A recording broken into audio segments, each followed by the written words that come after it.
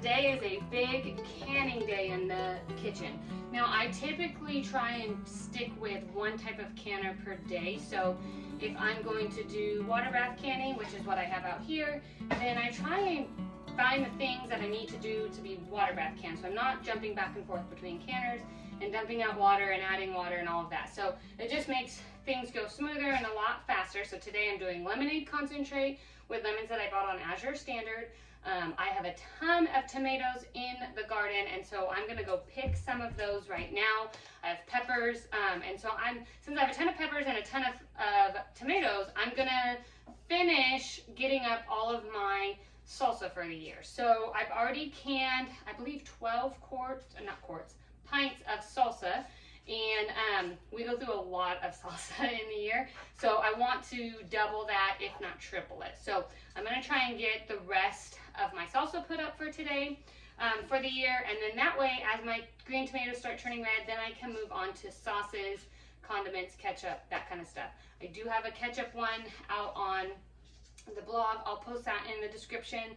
And what else do I have on the blog that uses? I do have a tomato sauce out on the blog for canning for tomatoes, and just how the 3 top ways that I preserve tomatoes. So I'll post all of those on the description if you are flooding with tomatoes and wondering what to do with them all. But today I'm going to show you how I do my salsa. Let's go out to the garden and get my bowl full of tomatoes.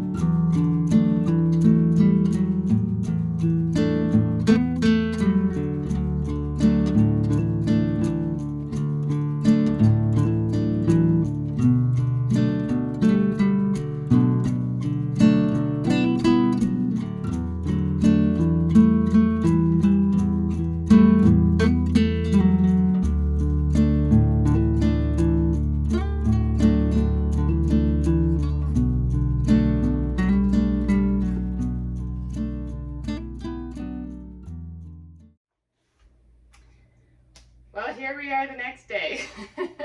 So I had full intentions of doing this video start to finish yesterday, picking the tomatoes and making the salsa, but life happened and I got as far as picking the tomatoes and peppers, but we did not get any salsa made yesterday. So here I am ready to do my salsa now. So what you're going to do at this point with all of your tomatoes is you want to core them. So a neighbor had made this for me. It's a baby spoon, a metal baby spoon that they had grinded off the corners into a tip, and they say it's the perfect for coring tomatoes. It's sharp, so be very careful. It's like a knife, and you just want to dig out your tomato core. You can do that any way you want.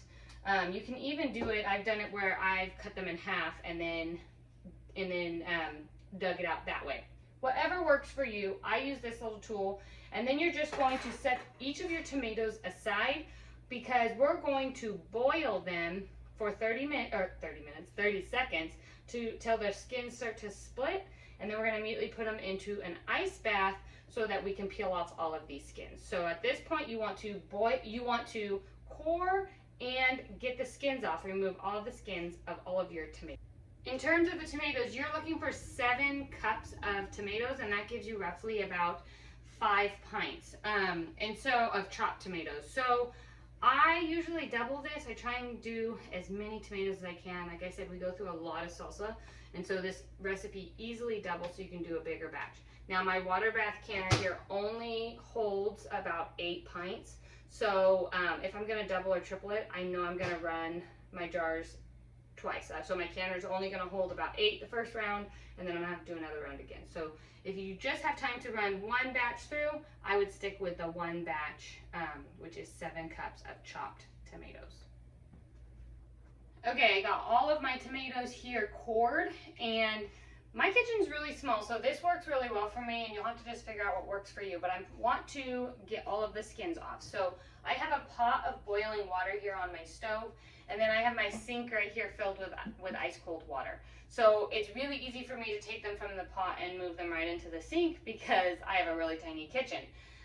So you may have to have an actual other bowl that has ice water, whatever you need. But what you're trying to do is you're going to put them in hot water, and then the skins will start to split. So it's about 30 seconds or so, just enough for the skins to split. Then you remove them, immediately put them in the ice bath because you don't want them to cook. You want them to stop cooking. You just want to split those skins. And then I'm going to peel each of those skins off. So I'm going to work through all of these tomatoes, and then we will follow the next step.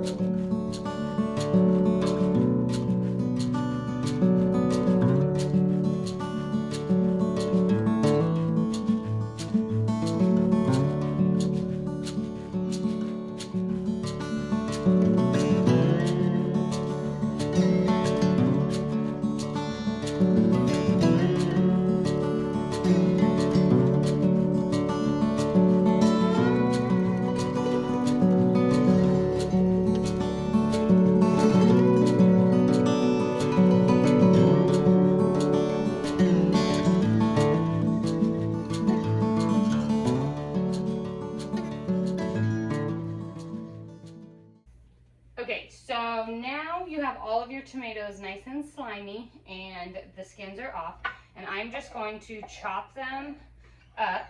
And I do it kind of small, but they don't have to be super, super small. And I do measure them out because I want to be able to know if I'm doubling or tripling this recipe. You're gonna go ahead and do all of your vegetables. So you're gonna want 2 cups of onions, which is about 1 onion. If you're doubling it, obviously 2. You want a green bell pepper. I got mine from the garden here. That is about 1 cup of those chopped, and then about 8 jalapeno peppers here. And you can do more or less depending on how spicy you want it. We don't like ours super spicy, and the 8 jalapenos is just fine. All of these things you want to chop up pretty coarsely. So you don't want them to be super chunky. You can use a food processor. I just do it by hand right here on my cutting board. Okay, I have 7 cups of tomatoes here, and I'm going to add it to my pot.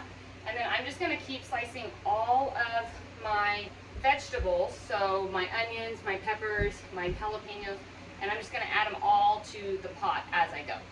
Okay, I have all of my vegetables cut up in here, and I also put in 3 cloves of minced garlic, so that's also in here. Now you're going to take this cilantro, and you're going to do a 1/2 cup of cilantro. Now I've tripled this batch in here because I have that many tomatoes and peppers, so I'm doing quite a bit of cilantro. But for the recipe to do 1 batch, you're going to do a 1/2 cup of lightly chopped or loosely chopped cilantro.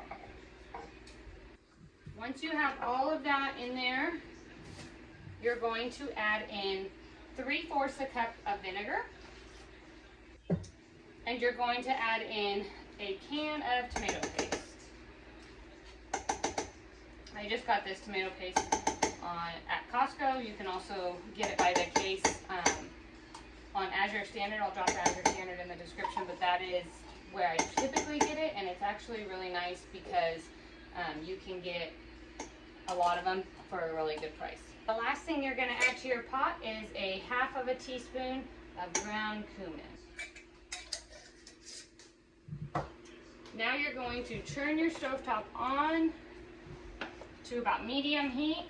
Give everything a really big stir here. And you're going to let this come to a simmer. You're going to let it simmer for about 30 minutes. You want to cook it down just a little bit.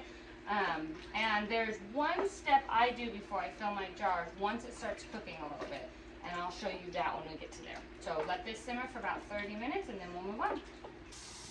While your salsa is simmering for those 30 minutes, this is a good time to fill your canner with water. These jars are going to need to be completely submerged, so you want to make sure that they are Yeah, there's quite a bit of water in there, and then you want to wash all of your jars with warm soapy water, and I put them into the canner to stay warm.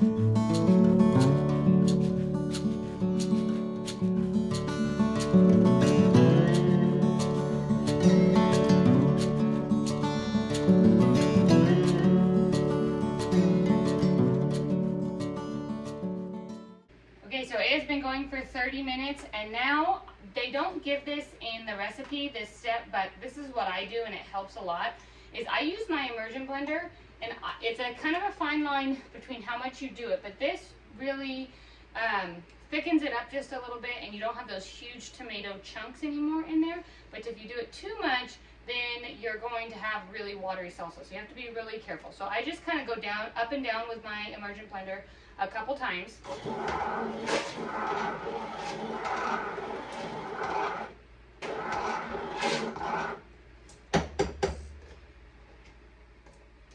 And then I just kind of stir it with it and just make sure that it's nice and thick, but I'm not pureed everything into it. So now that I have it exactly the consistency that I want, it's time to start filling my jars. So I've already washed my jars, and they're in the canner right over here staying warm. And so what I'm gonna do now is I will take my jars out of there, and I will fill each jar with this hot salsa to a 1/2 inch of headspace.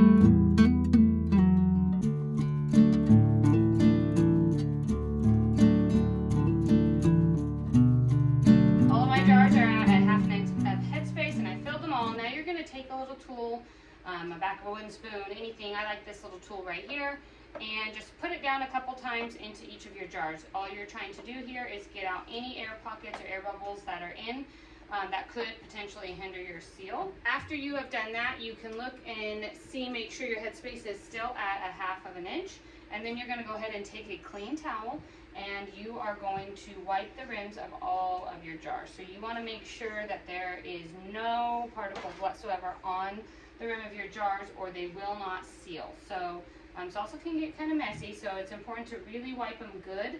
If you feel like they're really like stuck on stuff that needs to be removed, you can dip this. I just have it wet with water, but you can also dip it in some white vinegar, and that will really get any grime or anything like that off of the rims of your jar. Once you've wiped all of your jars, then you're going to go ahead and put your lids and your rings on. I love using my Denali canning lids. They have a preserve lock seal, and they are my favorite lids to use when I'm canning. And you want to screw your rings onto your jars fingertip tight. That just means as soon as you get resistance, you go ahead and stop. They don't need to be super cranked down. If you crank them down too tight, then they will, they could seep when they're in the canner. Okay, now you're ready to get all of your jars into your canner. So I have my canner turned on. I have an electric stove, and it's about 6 or 8 is what it's raised to, my heat. And you're gonna want this to come to a full rolling boil once you get everything into your canner. So I kind of crank the heat up now to get that ball rolling. You don't want your jars to be touching each other. You want to have a little bit of space in between each one so that the water is freely, and when it's boiling, your jars aren't clinking together at all, because that could either break a jar or it could hinder a seal. All right, I have one more jar to fit in here.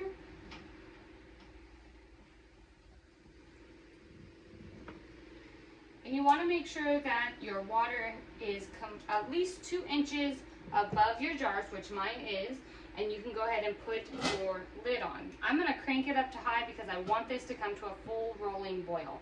I'm going to process these pint-sized jars for 20 minutes, adjusting for your elevation. So for here in Missouri, I will adjust by adding 5 minutes to that time, and so I'll process these jars for 25 minutes.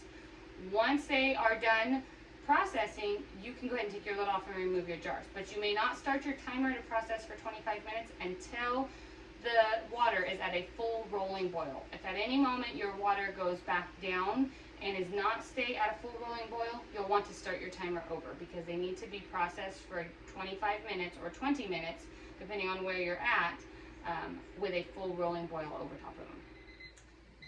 Okay, the timer has gone off, so we're just going to go ahead and turn the stove off, and we're going to let this come all the way back down and kind of just calm down for a minute. I'm going to take my lid off and wait just about 5 minutes to allow for my jars to adjust to the temperature, and then I'm going to go ahead and get my jars out.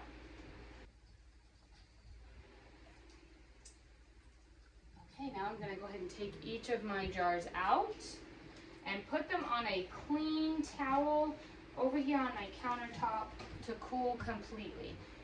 Tomorrow, after they have cooled completely, I usually wait about 24 hours, just kind of overnight. I will make sure that they've all sealed, remove the rings, wipe the jars down, and then label them with the contents and the year and put them on my canning shelf. I do not store my jars with the rings on. It's just a safety precaution. If your jars were to reseal again, they can't without the ring. So this way they should not come unsealed, and if they do, you will know that your food is bad at that point. I hope that you enjoyed this video. Make sure to like and subscribe to the video. I send out one new video every single week. Jump on over to the blog. I send out 2 emails every single week there with canning recipes, gluten-free recipes, homesteading life, and all of the things.